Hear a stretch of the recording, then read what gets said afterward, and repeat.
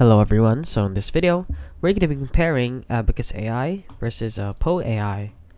So if you don't know what these two are, Abacus AI is an AI platform focused on end-to-end machine learning, including automated model building, real-time predictions, and MLOps for enterprises. And Poe AI, on the other hand, is a platform that allows users to chat with the multiple AI models like ChatGPT, Claude, and more. So as you can see right here, they have Chibify, which you can turn images to chibi and a lot more like Gemini, and you get the gist of it. So let's go over their pros and cons, starting with Abacus AI here.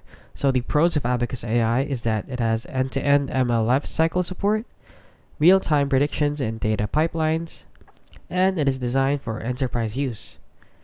Now the cons of Abacus AI is that it is complex for beginners, it requires data science knowledge, and it is expensive for small-time teams and small businesses.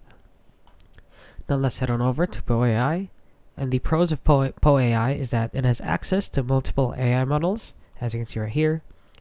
And it has easy to use interface. As you can see, I can just click on any one that I want. For example, this one, I can start chatting right here. For example, this one is Claude. And it is great for casual and research use. So it is basically an all-in-one app. So for example, you won't need to open up multiple tabs for different AIs. You can just go to poe.com, Poe AI, and just choose any bot that you want.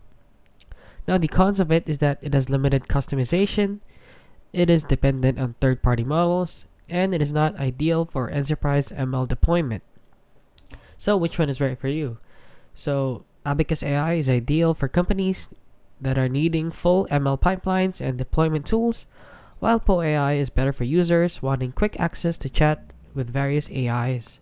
So you should choose based on your needs for enterprise ML, Abacus, and Poe AI for interaction and testing.